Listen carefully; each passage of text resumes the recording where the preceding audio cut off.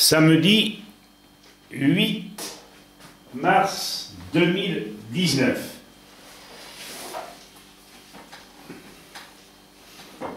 Cette vidéo sera sûrement un peu plus longue que la plupart des vidéos que j'ai faites dans le passé. Et ce que je voudrais vous dire, c'est que le plus important, c'est que nous tenions compte du fait que nous sommes dans un contexte qui a été créé et sur lequel toutes les civilisations ont été obligées de se plier. Or, aujourd'hui, l'homme a voulu être meilleur que le Créateur. Or, je le répète, il y a des règles de vie, il y a des fondamentaux que, si nous ne les respectons pas, nous allons à la catastrophe. La vidéo s'intitule « Terre, population, sagesse et politique ». Nous constatons tous, lors d'interventions de journalistes, de politiques, d'humanistes, de philosophes, qu'il n'est que très rarement question d'évoquer la démographie galopante dans beaucoup de pays, notamment l'Afrique.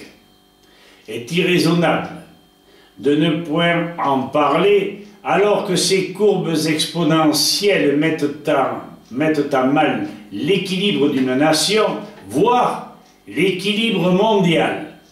Est-il raisonnable, et ce n'est qu'un exemple, que l'Égypte compte 98 millions d'habitants pour 1 million de kilomètres carrés, avec 3% de terres arables, le plus gros importateur de blé du monde?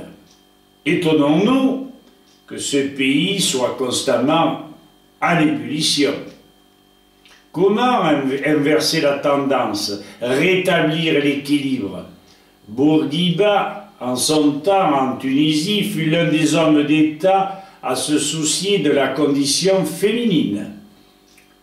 Aujourd'hui, ou du moins il y a peu, 11 millions d'habitants sur 160 000 km², 31 habitants au kilomètre carré, pays à 60% agricole.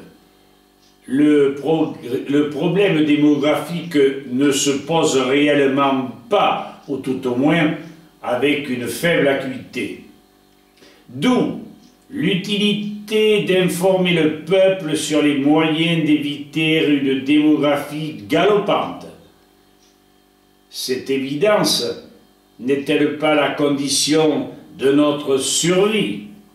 Gouverner, c'est prévoir. Or, le profit oublie cette essentialité. Puisque nous parlons de terre et de leur rendement, comment ne pas invoquer les multiples mises en garde des ingénieurs agronomes Lydia et Claude Bourguignon, qui notamment réclament instamment le rendu à la terre de ce que nous lui empruntons? Comment gaspiller toutes les richesses nées de ces multiples déjections, et personne n'en parle ni pense, qu'elles soient humaines, animales, qu'elles viennent outre des déjections, mais aussi des déchets ménagers fermentescibles. Un sacré progrès est à réaliser en ce domaine sur les boues d'effluents des villes qui sont insuffisamment maîtrisés, épurés, compostés. S'ajoutent à ce préoccupant problème les divers déchets venus des médicaments et produits de l'agroalimentation ou de l'agroalimentaire de synthèse, rendant impossible, hygiéniquement parlant, la restitution à la terre de ce qui lui a été emprunté. Les nitrates, les phosphates, la potasse ne peuvent éternellement être tirés du sous-sol l'organique avant le minéral. Rien ne se perd, rien ne se crée, tout se transforme. Pourquoi parler d'agriculture productiviste, puisque dans ce cas, on ne peut obtenir de rendement qu'à l'aide d'engrais minéraux et non organiques. Lors des labours trop profonds, on dénature les sols. La couche vivante en aérobie est enfouie. Les couches en aérobie passant en milieu oxygéné. Douteriez-vous un instant de ces déséquilibres? Plus de micro-organismes, ou tout au moins, moins largement vivants ou existants, plus d'insectes prédateurs, des sols déséquilibrés où ne poussent que des plantes forcées, affaiblies, encore moins secourues par les oiseaux et autres agents animaux, eux-mêmes intoxiqués par les divers pesticides, herbicides, détruisant la vitamine E, agent essentiel pour la perpétuation des espèces. Ceci a été révélé il y a bien longtemps déjà par le vétérinaire Henri Quiquendone. Ces produits contre nature achèvent de rendre les céréales, oléagineux, fruits, légumes, sans réelle richesse en vitamines, sels minéraux et acides aminés pour les humains et animaux. Alors que les chômeurs sont légion, ne pourraient-ils pas ajouter leurs bras à ceux de l'agriculteur? La vie, la santé n'ont pas de prix, et miser sur les rapports à tout prix des surfaces cultivées est un crime contre l'humanité. Il n'y a qu'à voir les terres argentines et brésiliennes. Une véritable désolation, empoisonnée à outrance par les traitements chimiques, et où Marie-Monique Robert, dans son livre Le Roundup face à ses juges, démontre la dangerosité du glyphosate.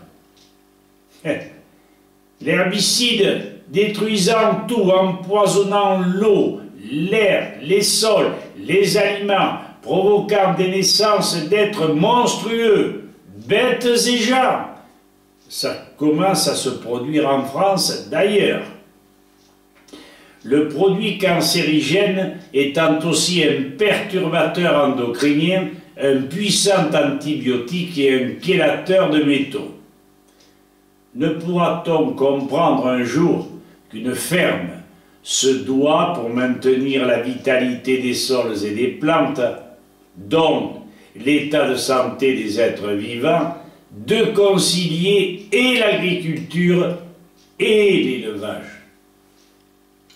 Tout territoire, même à l'échelon communal, se devrait d'assurer l'autonomie alimentaire de ses habitants. Que se passera-t-il si les caprices météorologiques provoquent des récoltes décevantes? Devrions-nous penser à de possibles disettes, famines, puis pestes comme au Moyen-Âge?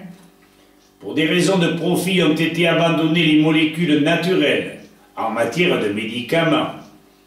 Les plantes ont bien démontré au niveau des soins leur efficacité, tout autant que leur innocuité. Les travaux de nombreux chercheurs, tels Louis-Claude Vincent, le professeur, font foi, puisque la bioélectronique est bien science exacte, puisque mesurée et chiffrée. Pourquoi cette bioélectronique a-t-elle disparu des cabinets médicaux, des instances, disons, savantes, de ces chercheurs qui en auraient besoin pour conforter le fruit de ces recherches? Car les citoyens abandonneront la molécule de synthèse, pouvant se révéler positive sur certains organes, mais ayant en parallèle des effets négatifs sur d'autres. Les cartels seront bien obligés, nous semble-t-il, de se recycler. la chimie, conduite inexorablement sur des terrains de virus, et sûrement pas les produits naturels. Les citoyens correctement informés se doivent de choisir. Bernard Astruc et ses adhérents se démènent comme de beaux diables pour éliminer les pesticides de nos cultures et particulièrement à La Réunion. Une agriculture copiant la nature, la permaculture, réglerait toutes sortes de problèmes, drainant de nombreux acheteurs européens au palais subtil sur les productions fruitières, légumières françaises, voire l'élevage.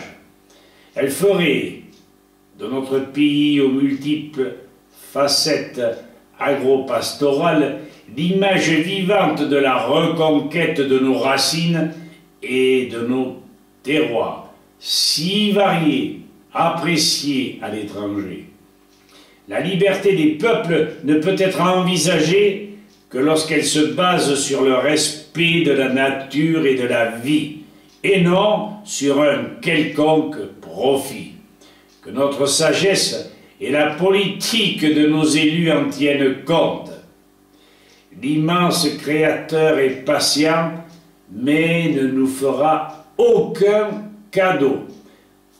Notre pâle intervention incite nos rares visionneurs à tenir compte de nos avertissements et de les communiquer à leurs semblables. Nous avons été déstabilisés, nous avons été désinformés par les médias.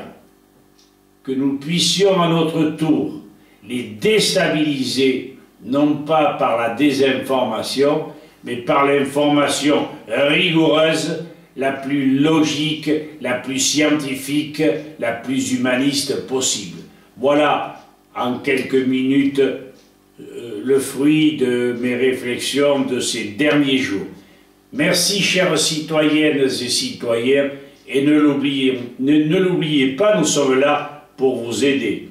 Vous connaissez nos adresses, nos téléphones, à vous de jouer. Merci.